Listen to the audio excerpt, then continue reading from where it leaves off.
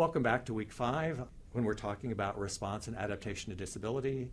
In this segment, we're going to highlight fairly briefly some of the broader factors that also influence an individual or even family's response to disability.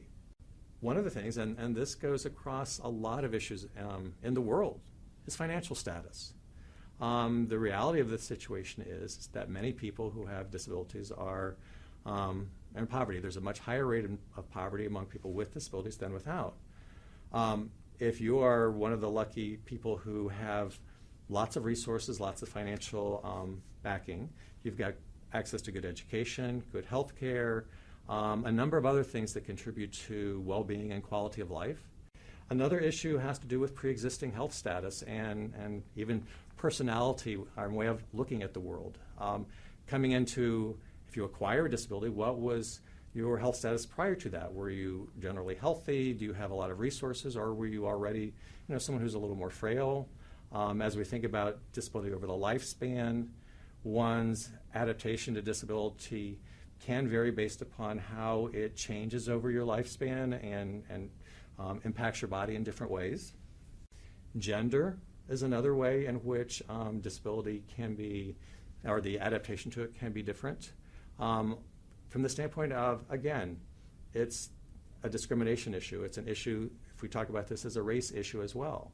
We know that women, for example, face greater degrees of discrimination across employment and all sorts of other aspects of our society.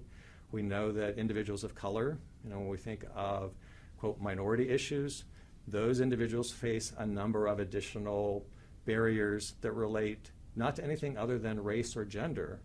When you add disability to that, it creates an even more challenging kind of situation, which also then leads to greater difficulties with adaptation.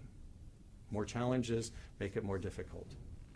One thing that is a very huge part of this, how you accept or adapt to disability, has to do with your family. And in a few moments, you'll be hearing from my guest lecturer and guest professor, Dr. Deborah Goff, who will talk to you more about some family issues. But I'm bringing this up right now as a variable from the standpoint of the more family support, the more professional support you have, again, the greater the likelihood you're going to have a positive outcome.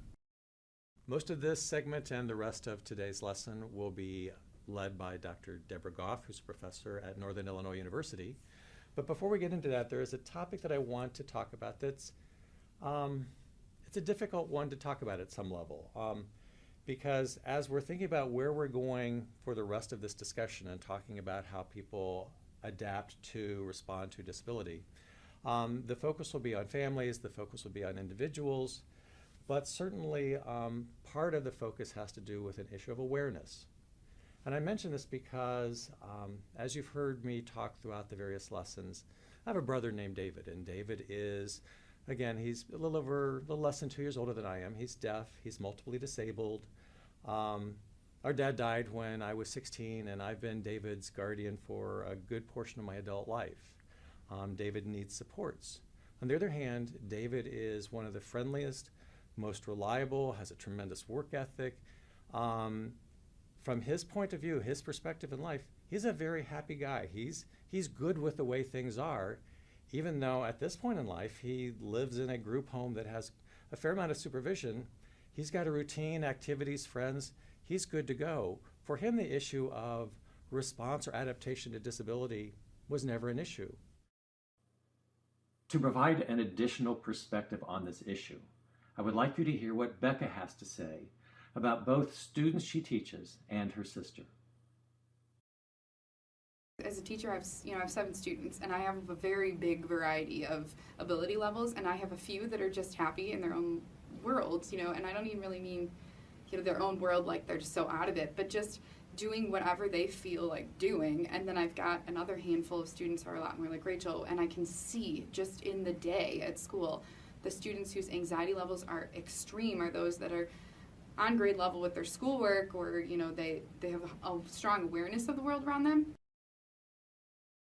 But that awareness actually causes a more crippling disability in the form of like anxiety and depression. And you see so much suicidal like tendencies in those kids versus the kids who are just a tad bit less aware but very happy with who they are. Because that's the biggest disability we have, for Rachel is the depression and the anxiety that causes her not to want to walk out the door.